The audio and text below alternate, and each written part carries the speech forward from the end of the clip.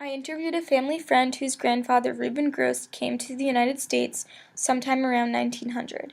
He was born in 1884 in a small village in a rural part of Austria. Reuben was the second son to come to the United States. He came because the Austrian army was conscripting boys who were 17, and everyone in the village knew that once a Jewish boy was drafted into the army, he never came out alive. Reuben left from Hamburg, Germany on a boat called the Graf Walder Sea. He was 16 years old and he traveled alone with terrible accommodations. When he arrived at Ellis Island, he was met by his brother, who instantly took him to work in a factory. Reuben hated working in large factories and found a job working as a tailor in a smaller factory. During the Depression, Reuben's faith in unions never wavered.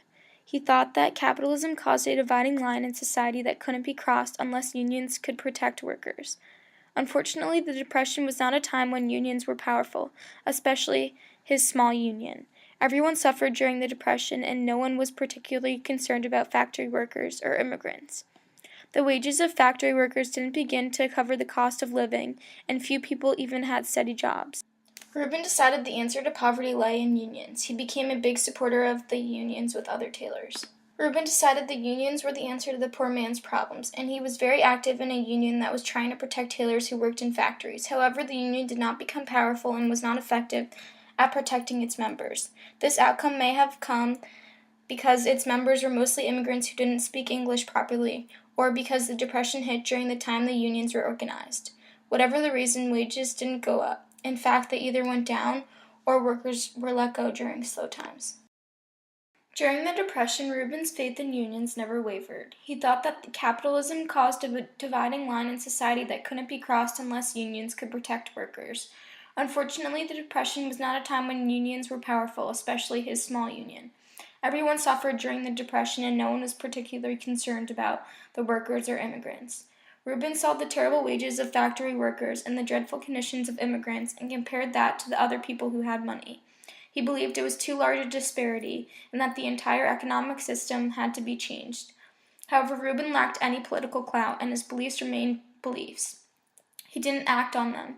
Still, he felt good that he was able to voice his opinions. Reuben's experience can't be called an ideal version of the American dream, but his commitment to fighting for higher wages inspired his children and grandchildren and gave them more opportunities to realize their own American dreams. Here in the United States, he was able to speak his mind. He loved union meetings, and he loved thinking he was going to help make a positive change. He didn't, of course, but he did live a relatively happy life. The American dream happened for Reuben's grandchildren. Every one of them went to college and got good jobs.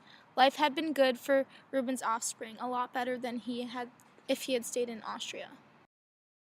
Reuben's story shows that the first generation is more subjected to the hardships of immigrating to a new country, but with hard work, courage, and drive, one can help lead later generations to a brighter future. In the United States, Reuben was poor, but he was treated as a human being. In Austria, he would have been regarded as a worthless Jew. In the United States, he could organize unions and voice his opinions. It's true the wage gap always disturbed him, but he did experience a better life in the United States.